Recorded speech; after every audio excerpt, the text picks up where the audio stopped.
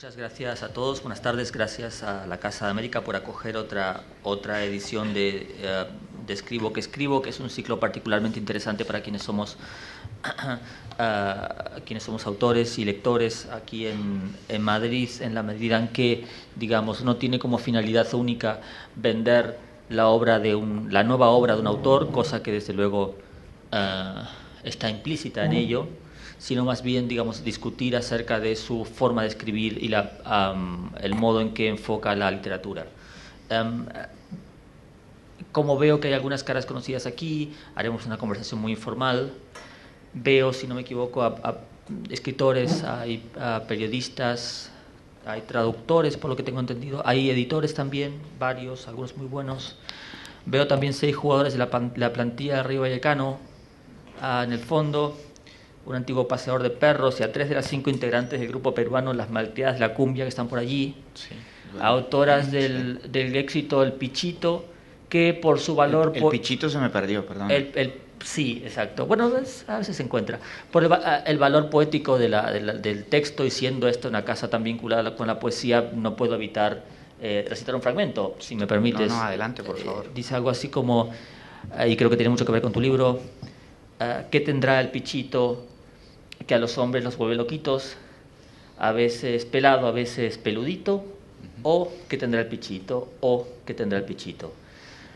Dicho esto, a modo de homenaje a las Malteadas de la Cumbia que están con nosotros también esta noche o esta tarde, creo que vale la pena comenzar diciendo que Juan Cárdenas ha nacido, como sabéis, en un sitio llamado Popayán en 1978 y era autor de 2 libros hasta el presente: Carreras delictivas, de 2008, y Zumbido, de 2010. Muchos de nosotros lo descubrimos a través de la publicación de Zumbido en ese año, en 2010. Zumbido fue publicado por 451, la editorial madrileña, y fue, para quienes lo leímos en aquella ocasión y no conocíamos a Cárdenas previamente, una auténtica revelación. De tal forma que me gustaría comenzar la conversación con él preguntándole acerca de cuáles son las diferencias y las semejanzas entre Zumbido y Los Estratos, y si este nuevo libro, Los Estratos, conforma parte de un proyecto literario común. Bueno, eso son muchas cosas. Bueno, primero, gracias a todos por haber venido con este aguacero tan tremendo. Gracias a la Casa de América, como siempre. No puedo dejar de agradecerlo porque la verdad que siempre la hospitalidad que siempre tienen con nosotros aquí es tremenda. Y por supuesto gracias a Patricio, a quien desde luego todo el gremio de escritores estamos explotando, pero de manera salvaje. O sea, en los últimos 15 días creo que Patricio ha presentado como 5 libros por ahí. Ninguno mío. En todos hace la misma pregunta, pero bueno. Exacto. No, es un guión que tengo, en es realidad. Un guión, pero es que está bien, porque el tipo tiene que economizar fuerzas. Pues, no. Tacho Emiliano, tacho monje y pongo Cárdenas, ese tipo de cosas. Está bien, sí. Me parece lícito. De hecho, voy a preguntarte otras preguntas sobre literatura mexicana a continuación, que creo que es a que le hice a monje y salieron muy bien, así que te tendré que hacer a ti también. Sí, a mí. Bueno, similitudes y diferencias. Bueno, yo creo que efectivamente esta novela es muy deudora de las búsquedas que yo emprendí en la anterior, ¿no? En Zumbido. Hay como una serie de elementos comunes, ¿no? Y yo creo que uno de los más llamativos, y si quieres, en el que ha ahondado de una manera más consciente, por lo menos, era en esta idea del extrañamiento, ¿no? Por supuesto que tiene una larguísima tradición, que va, pues, por ejemplo, del formalismo ruso o Brecht, ¿no? Y el extrañamiento como una especie de estrategia para generar una especie de vaivén, ¿no? En esa voz que aparece y en esa voz que está como inmersa en esa experiencia, digámoslo así, de saltos temporales, aparentemente lineal, pero con un montón de saltos temporales. Y digamos que esa sería una de las similitudes, ¿no? Lo que pasa es que yo creo que he intentado que en esta novela llevar esa serie de recursos, esa serie de exploraciones la he intentado llevar mucho más allá, ¿no? Y bueno. Hay también una similitud que quienes no hayan leído todavía la novela encontrarán en ella en relación a Zumbido, y que consiste en el hecho de que también aquí un personaje huye de sí mismo. Incluso aunque su huida en los estratos adquiere la forma de una especie de retorno, de una imagen del pasado que retorna de forma sistemática y que, digamos, constituye un recuerdo que el narrador intenta recrear, y la búsqueda de una persona de ese pasado, más particularmente una nana que juega un papel muy importante en la novela. Este regreso hacia el pasado, digamos, diferencia a los estratos de Zumbido. ¿Lo tenías presente cuando escribiste el libro? Sí. Mira, primero, por un lado, hay como dos cosas que son comunes a Zumbido y a este libro, ¿no? Y yo creo que entre esas cosas comunes no puedo dejar de mencionar dos libros. Uno de ellos es El llamado de lo salvaje de Jack London, que además era uno de los libros favoritos de Deleuze, ¿no? Y en ese libro, que Deleuze hace una lectura muy estimulante de ese libro, y desde que yo era niño era uno de mis libros favoritos, y me parecía que era un libro que concentraba una especie como de pulsión de aventura infantil que todos tenemos desde pequeñitos, y que para mí estaba muy ligada también al placer de la lectura, al placer de leer y al placer del descubrimiento intelectual, digamos, ¿no? Entonces, como que toda esa especie de parábola de ese perro en el libro, yo no sé si recuerdan el libro, que el libro es bellísimo, para mí siempre ha tenido una clara correspondencia con lo que podríamos llamar mi propia aventura intelectual, ¿no? Mi propio descubrimiento de la literatura, mi propio descubrimiento de la filosofía, de los libros, del arte, de la música también, y por supuesto también digamos, de la relación entre toda esa esfera, digamos, de arte y vida, ¿no? En relación con la vida, con el placer, con el baile, con la fiesta. Y bueno, efectivamente es un libro que a Deleuze le encantaba. Deleuze saca una cantidad de ideas brutales a partir de ese libro, y una de esas ideas es justamente esta idea como de la fuga, ¿no? Entonces, Zumbido inicialmente se presenta como un intento muy consciente de seguir esa línea de exploración, pero los estratos, me parece que hay una diferencia fundamental, y es y partió de una inquietud muy simple, y es que yo me puse a pensar y dije, coño, hay un montón de libros de la tradición moderna que son libros que narran el hundimiento de un personaje, ¿no? La fuga como una especie de huida, pero esa huida también como un hundimiento o una especie de caída en la enfermedad, y esa enfermedad o la aparición de esa enfermedad, por supuesto, que se convierte en una operación de conocimiento y lo que quieras, ¿no? Y voy a mencionar en ese sentido un clásico que es fundamental, que es, por ejemplo, Bajo el volcán de Malcolm Lowry, ¿no? Que es esa estructura del libro de tipo en fuga hacia abajo, ¿no? Zumbido quizás tiene una topología diferente, no hay un hacia abajo, hay una especie como de planicie o de huida en lo plano, pero no deja de ser una huida y una caída en la enfermedad, y una especie como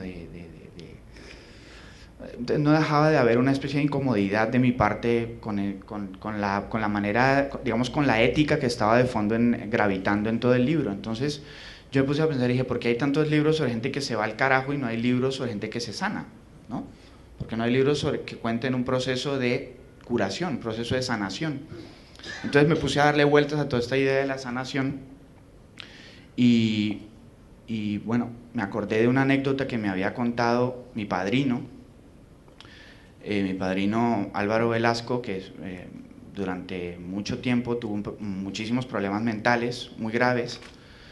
Estuvo muy, muy enfermo, asistió a toda clase de terapias de todo tipo, habidas y por haber, incluso estuvo metido con cosas de antipsiquiatría, etcétera, terapias de estas más avanzadas, pero nada le dio resultado, hasta que un día, a través de un amigo suyo, entró en contacto con unos chamanes del Putumayo, que es una zona del sur de Colombia, y los tipos le dijeron, venga a tomar ayahuasca con nosotros, que creo que lo podemos ayudar.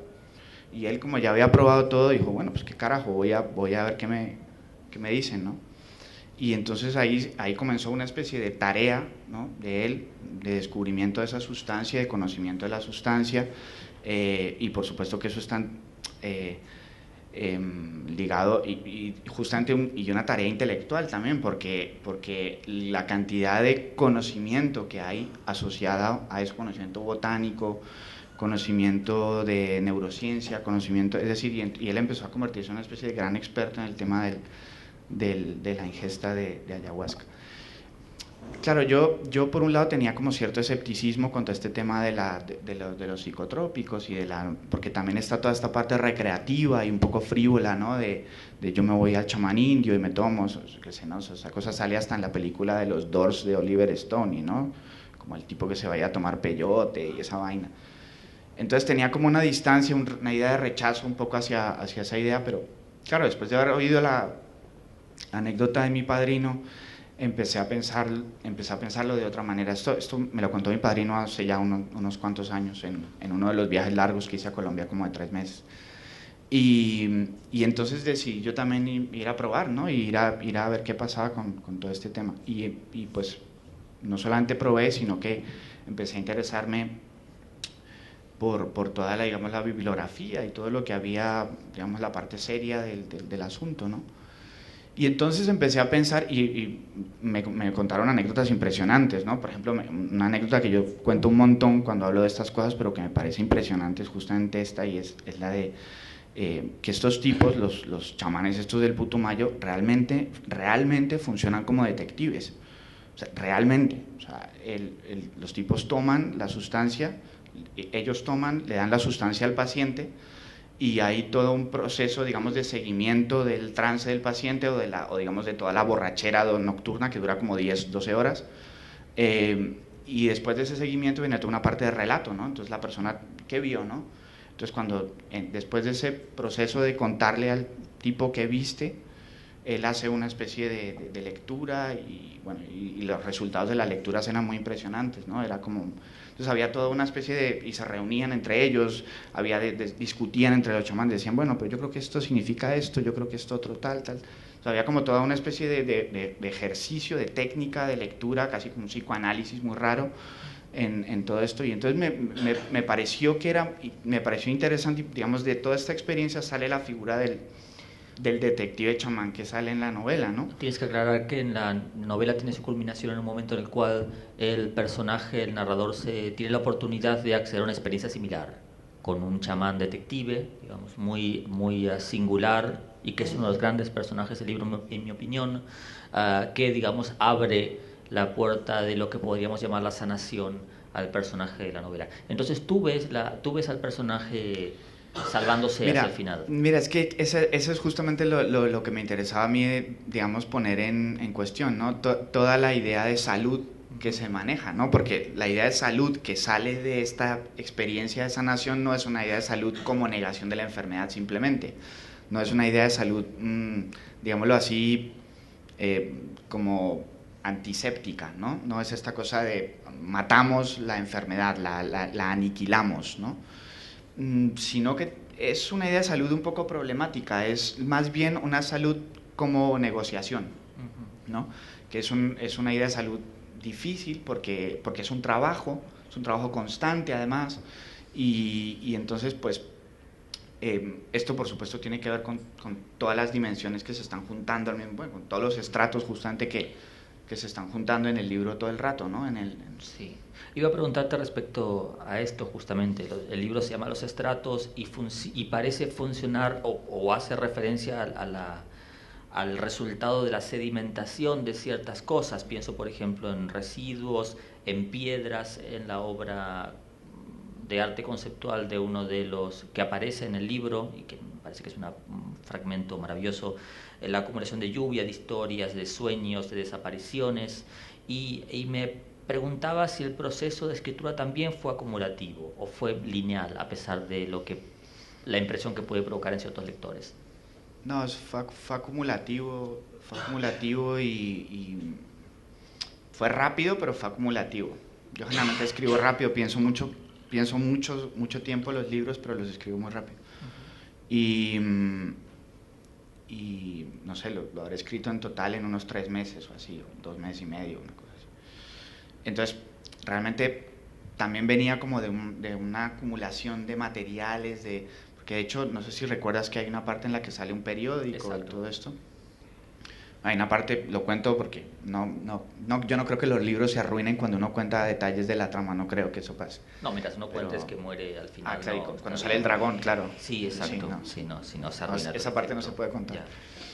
Pero, y no, ahí aparecen unos periódicos viejos que juegan un papel bastante importante en el libro, y bueno, el caso es que esos periódicos viejos existen realmente,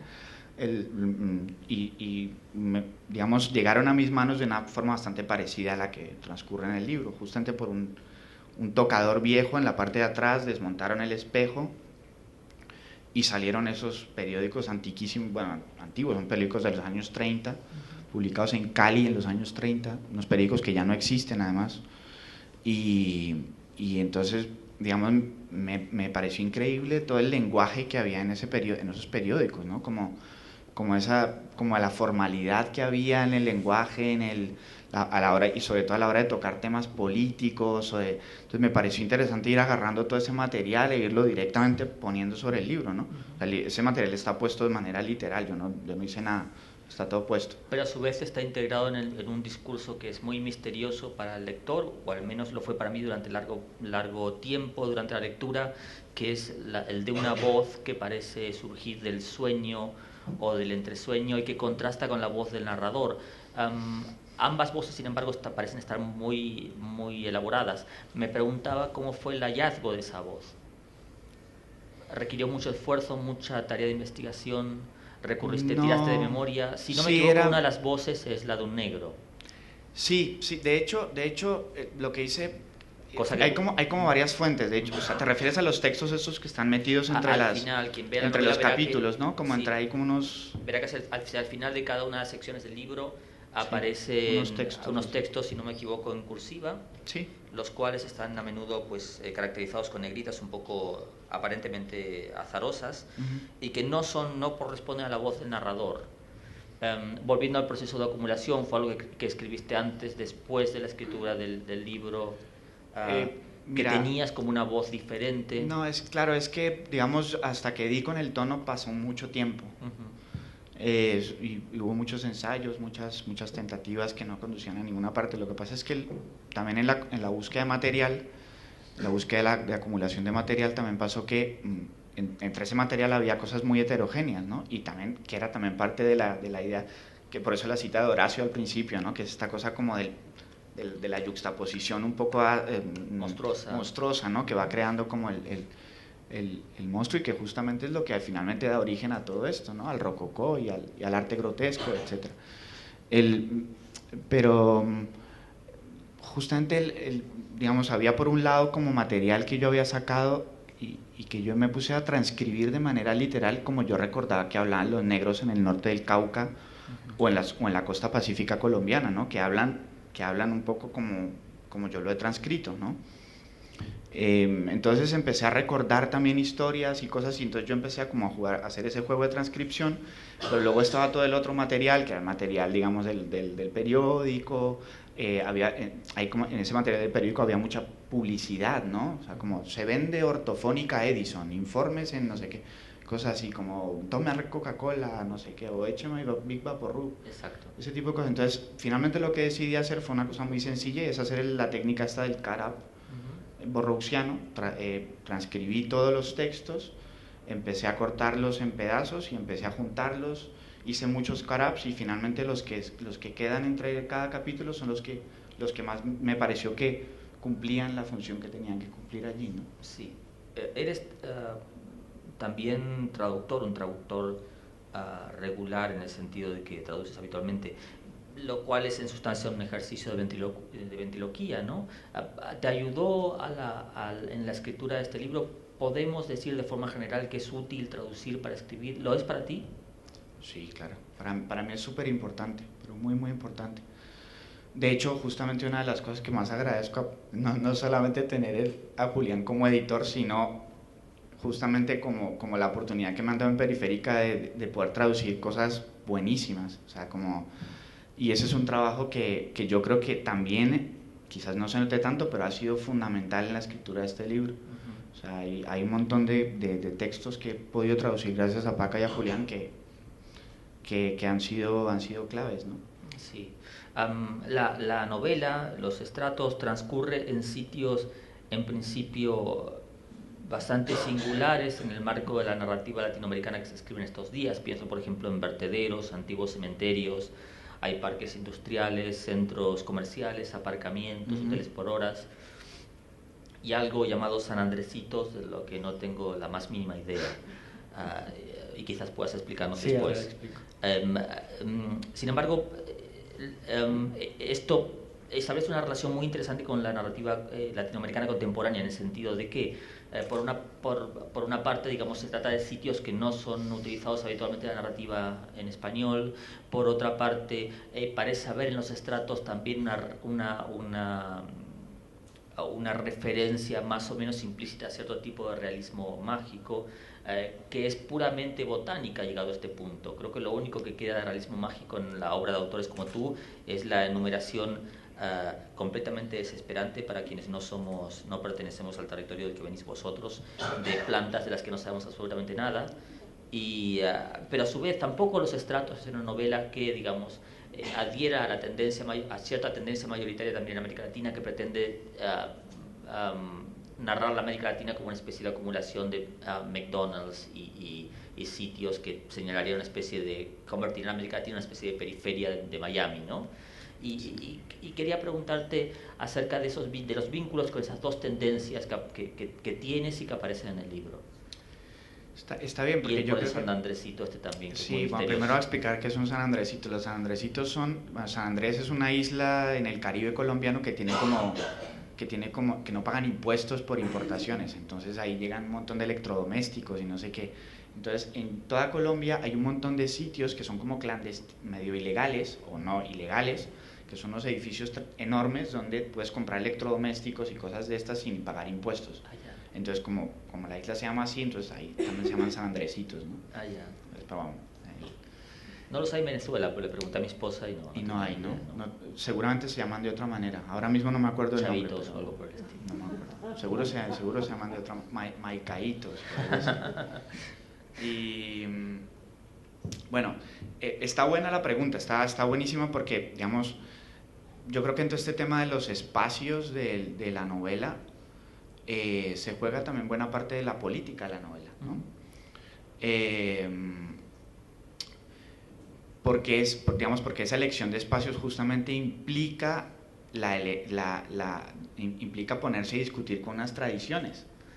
Entonces, por eso, digamos, en las últimas décadas, para los latinoamericanos es casi como veneno hablar de selva o esas cosas, ¿no? Yo no sé, tenés que ser Rey Rosa, que es un capo, para poder hablar de selva y que no suene como feo, o yo qué sé, ¿no? Como cutre o localista o el lector no crea que alguien está a punto de lanzarse a volar en cualquier momento. Sí, ese tipo de cosas, ¿no? Y nadie vuela en la novela de Cárdenas, hay que decirlo también. Pero es un argumento de venta, sí, de hecho. Es verdad, sí. Aquí nadie vuela.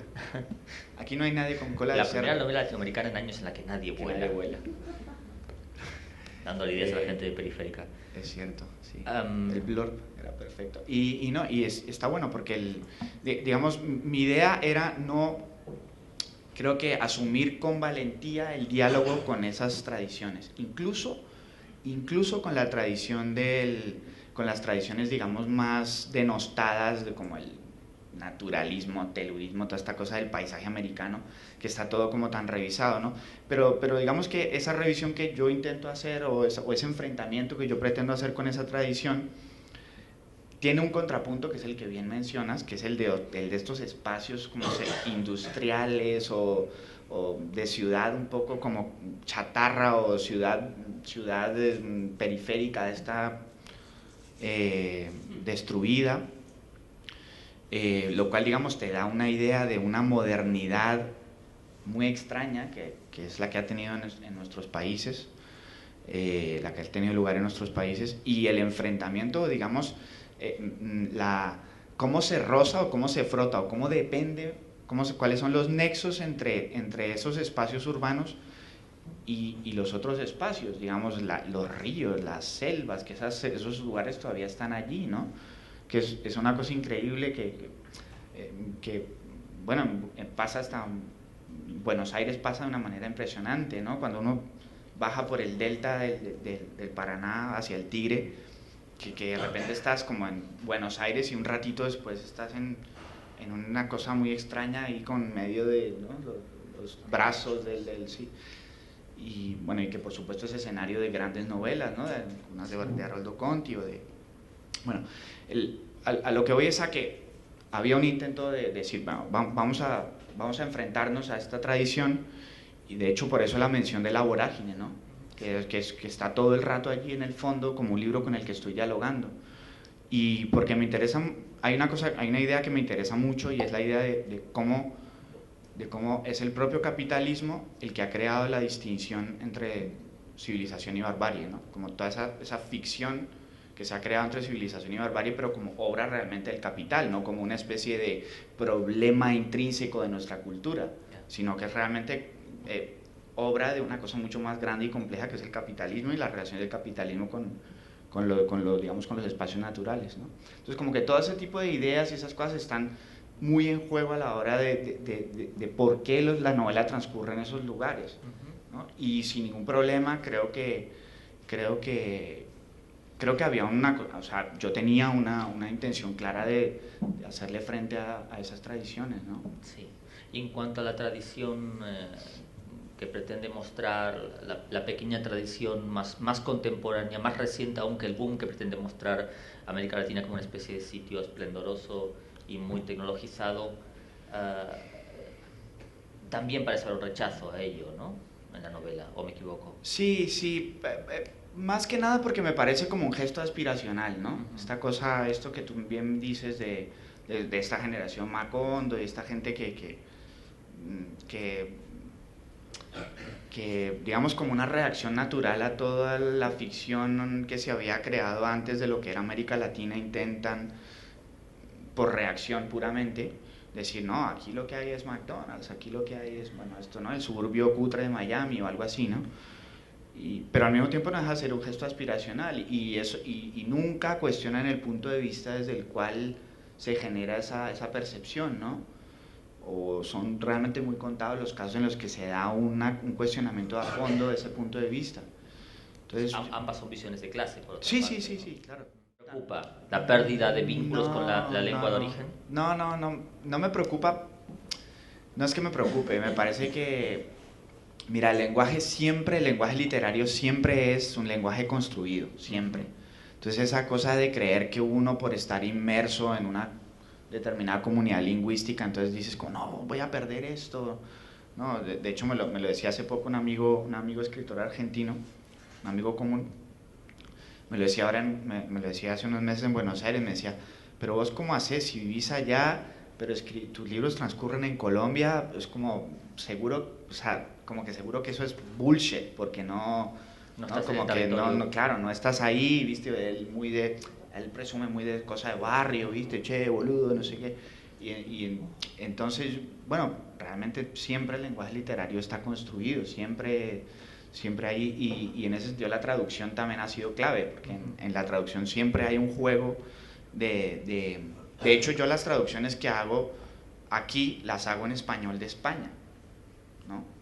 En serio, las hago en español de España. Cuando se me vuela algún colombianismo, Paca tiene un machete y lo quita, y Julián tiene otro machete, y entonces entre los dos quitan cualquier tipo de cosa guapachosa que se vaya volado por ahí. Entonces, no es que me preocupe, siempre es todo, mejor, para decirlo de otra manera, siempre es ficticio. Exacto. El lenguaje siempre está construido, ¿no? Entonces, hoy, en este había una voluntad más clara de que el libro sonara, porque ahí digamos que sí que es importante el tema del oído. Me interesaba mucho que el libro sonara colombiano. Así como en Zumbido no me importaba tanto, porque como en Zumbido la acción incluso está un poco más deslocalizada, aquí yo necesitaba tener una cosa mucho más cercana de sensorialidad desde todo punto de vista. Desde el punto de vista de los lugares, al punto de que Luciana y yo en el último viaje a Colombia tuvimos que irnos al puerto donde transcurre el libro, irnos, estar allí, no sé qué, y como que tenía que estar allí. Es un puerto donde yo voy desde niño, pero como que realmente necesitaba ir, ver, tocar eso y estar allí como en esa cosa, aunque luego no mencione el nombre, ¿no? Aunque luego no haya nombres en el libro prácticamente, no haya nombres propios. Pero sí, y luego también otra cosa importante era el tema sonoro, ¿no? Y por eso también las transcripciones, este intento de transcribir la voz de los negros, cómo hablan, y cómo, digamos, toda esa cosa coloquial. Es que me interesa también la idea de lo coloquial de una manera, si querés, menos ostentosa. Sí. Ahí está. Porque justamente no me interesa lo coloquial como, uff, mira qué verbo, qué palabra más rara, ¿no? Pero también por las particularidades del español de Colombia, que nosotros obviamente tenemos algunas palabras un poco raras, pero en general el colombiano es un acento que tiende como a una especie de sobriedad. Tiene como unos ritmos, tiene unas cosas, pero esas cosas son como fluctuaciones del tono y del ritmo, más que de léxicas, ¿no? Sí. Entonces me interesa ese registro coloquial, pero justo allí. No me interesa ostentar, uy, mira qué palabra rara que pone, o qué. O sea, entonces es una cosa que quizás es más difícil de ver, pero bueno, que está ahí, ¿no? Creo que le otorga un espesor muy particular a la novela. En ese sentido, diría que una de las cosas más interesantes del trabajo de Cárdenas, para quien no lo conozca aún, es que parece situarse en una situación, una posición equidistante entre aquellos narradores latinoamericanos contemporáneos que hacen un uso, digamos, ostentoso, para utilizar la palabra que empleó Cárdenas, del lenguaje, a menudo con resultados eficientes, en mi opinión, y aquellos que, aunque existen también aquellos que hacen un uso muy interesante del lenguaje, como por ejemplo Yuri Herrera. Que es un maestro. Exacto. Pero esta pequeña tradición... Pero porque en México hablan así, de alguna manera. Está construido, también es un lenguaje muy artificial, es un lenguaje de papel, pero es que lo de Yuri también es muy impresionante por eso, porque hay como una especie de mímesis muy fuerte, ¿no? Realmente un oído impresionante para captar también esas... Quizás la contraposición sería Carlos Lavey, que realiza un trabajo con el lenguaje que si acaso es más artificioso, más ostentoso, como decíamos. Existe por otra parte la tradición, y me parece muy interesante que menciones al escritor argentino, una tradición mimética del lenguaje, de acuerdo a la cual, digamos, uno debería estar en el territorio en el cual transcurren sus novelas y debería hacer que los personajes hablasen como los personajes, como la gente de la vida real, una idea completamente errónea del funcionamiento de la relación entre lenguaje y realidad, ¿no? O entre literatura y realidad. Hay a menudo, y para los escritores argentinos, de allí que esta fuese mi pregunta, el gran temor, digamos, consiste en que tus personajes hablen como los personajes de Julio Cortázar. Cortázar creía que sus personajes hablaban como argentinos, y en realidad tan solo lo hacían como pijos argentinos de la década de los 40, lo que llamaban pitucos, lo que daba a sus personajes revolucionarios latinoamericanos, enrollados, argentinos, del último periodo de la vida de Cortázar, un carácter muy singular. Dicho esto, digamos, me parece que la novela atraviesa una senda intermedia, digamos, que me parece que le otorga mucho valor, sin ser completamente mimética. Es también una novela sobre el lenguaje, creo, ¿no? Es una novela sobre el lenguaje, donde el lenguaje yo creo que el lenguaje es la clave del libro, o sea, es lo que sostiene el libro. Si te paras a pensar, la trama es prácticamente inexistente, es una cosa muy delgadita, simple. Me interesa además que fuera así, que fuera simple. Y yo creo que el libro está sostenido en la voz. Exacto. ¿No? En esa especie como de ronroneo que te produce la voz. Entonces, todo el peso estaba puesto allí. Un cierto escritorzuelo argentino que mencionaba en relación a Zumbido que las referencias parecían ser Felisberto Hernández, Antonio Di Benedetto, Maurice Blanchot y Orlando Poor. Este mismo escritor zuelo argentino dice ahora que las referencias que parecen permear los estratos son César Aira, Julio Cortázar, particularmente en la parte de la narración erótica, en la narración, digamos, de la cópula, vale. con estas cópulas de palabras también, no sé si lo habéis pensado, y también Foucault con esta gran capacidad que tenía Foucault para analizar fenómenos sociales muy complejos de forma lateral y sutil y muy narrativa. ¿Te reconoces en esas referencias? Yo me reconozco claramente en la referencia de Foucault por la vía de Onetti, digamos, ¿no?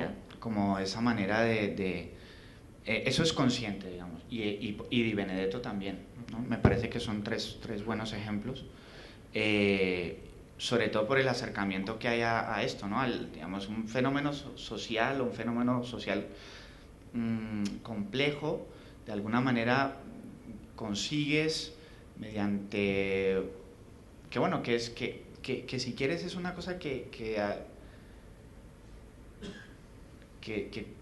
incluso se puede remontar hasta el Marqués de Sade, ¿no? O sea, toda esta cosa como de la idea de erotismo y de la idea de revolución que está teniendo en ese campo del lenguaje, y cómo de alguna manera el texto se convierte como una especie de gran campo de fuerzas donde tú puedes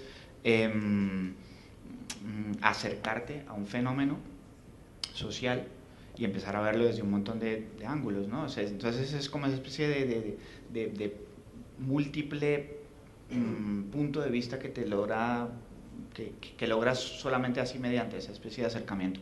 Entonces, por ejemplo, esas partes de las cópulas, a mí me interesaba mucho que esas partes hay unas partes donde narra un polvo o dos, creo. No se puede decir polvo en Casa de América, que lo sepas. Bueno, un acceso carnal no violento, y te estoy mirando las notas, en el que me interesaba justamente ver cómo toda esa especie de idea de cópula, y esto sí que es claramente muy Foucault, ¿no? Esta idea de cópula al mismo tiempo está atravesada por violencia política, está atravesada por una idea de revolución, consumo, deseo de emancipación. Entonces me interesa ver cómo un polvo, o el relato de un polvo, no es solo un polvo, ¿no? Está atravesado por otras fuerzas sociales, ¿no? Por otros discursos también. Es interesante que el personaje además establezca una relación muy estrecha entre el sexo y el lenguaje, ¿no? Lo cual, dicho así, suena muy pomposo, aunque en realidad no lo es en absoluto la novela. Se trata sencillamente de un hombre que, digamos, no había establecido una relación entre, digamos, el discurso oral y el deseo sexual, y que lo establece por primera vez en la novela. Dicho esto, y ante el hecho de que estamos entre amigos y que eventualmente si hay preguntas para el autor, esta instancia tan incómoda siempre la sabrá tomando una copa más tarde, yo querría pedirte, si no te molesta, que leyeses un fragmento del libro a modo de cierre de esta conversación. Sí, es uno de mis fragmentos favoritos, que va de la página 15 a la 20. Tengo un ejemplo aquí si quieres. Dale, pero es que tengo que sacar las gafas porque no. Vale, de acuerdo. Y creo que es un pasaje que da buena cuenta del lenguaje de la novela. De la 15 a la 20. Sí, y que creo que puede servir de introducción a ella. Boludo, pero elegiste la peor parte. No leas las anotaciones al margen que dicen se ha vuelto a equivocar, sí, ¿no? Sí. Otro fracaso de Juan Cárdenas. Fracasa mejor. Bueno, empieza así, es el capítulo 2 de la primera parte. Dice, un momentito.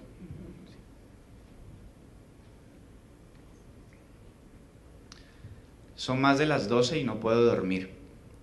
Salgo a dar una vuelta. Mucho olor a pasto recién cortado. Las flores y los ficus gotean. Los aspersores giran en medio del prado.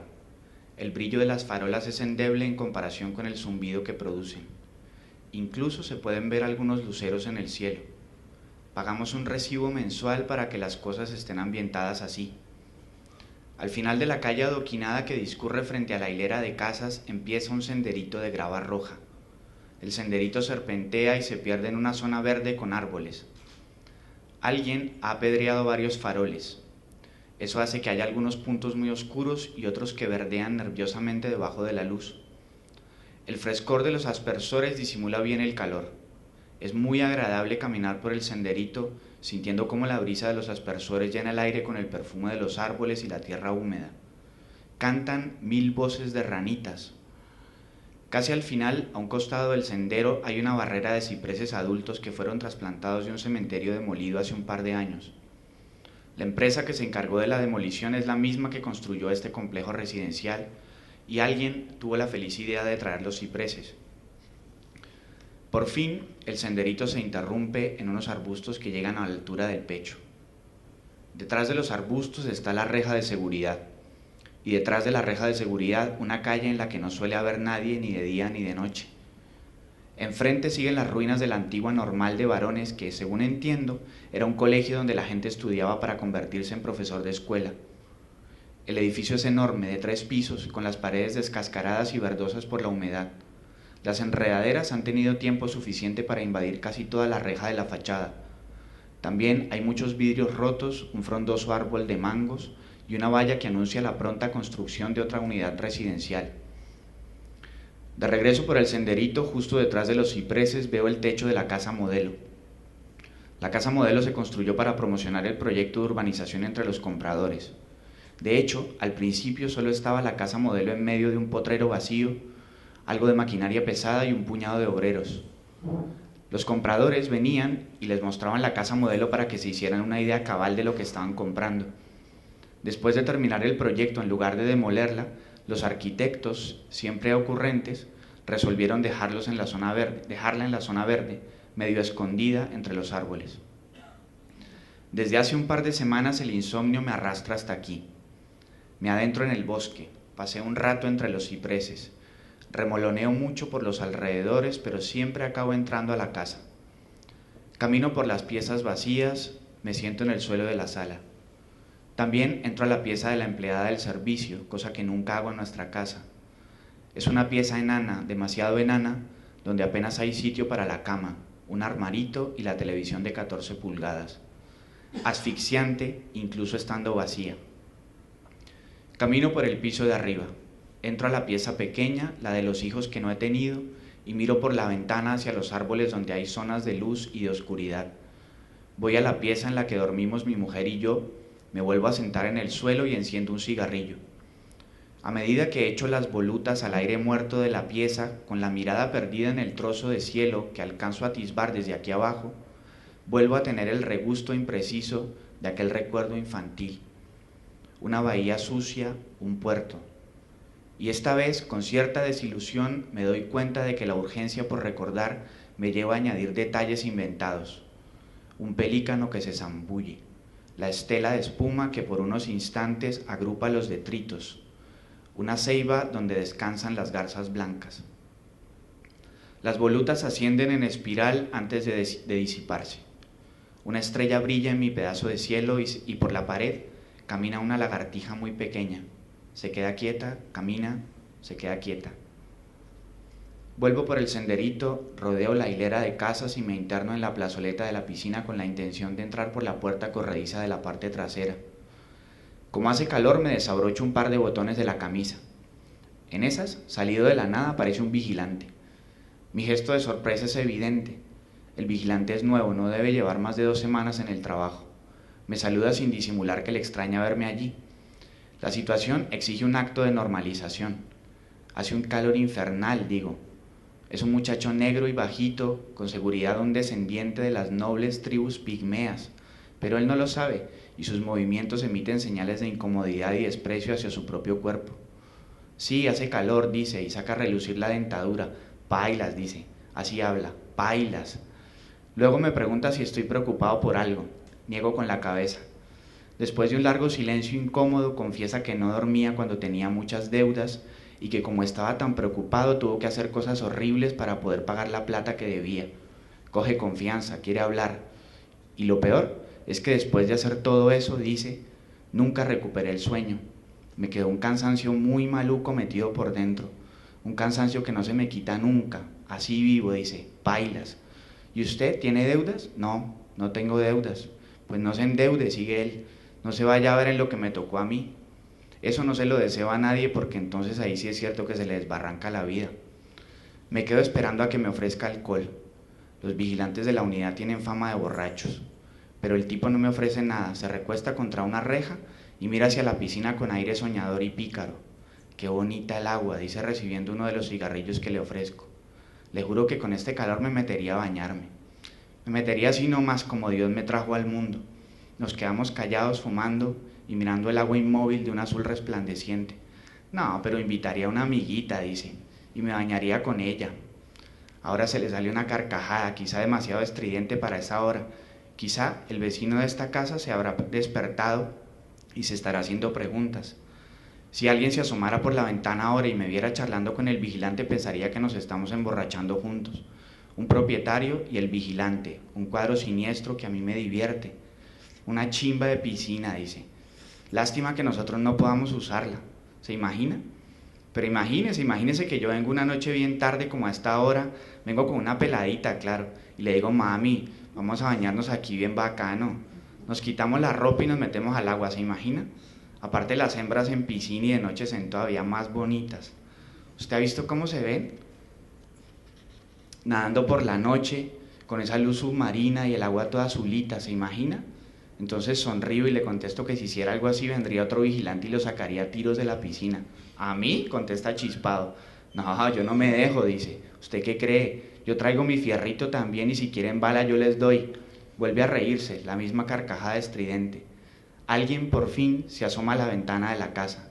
Se consuma la escena y yo actúo con naturalidad, como si fuera la cosa más normal en esta unidad, charlar de noche con el vigilante que no para de hacer ruido.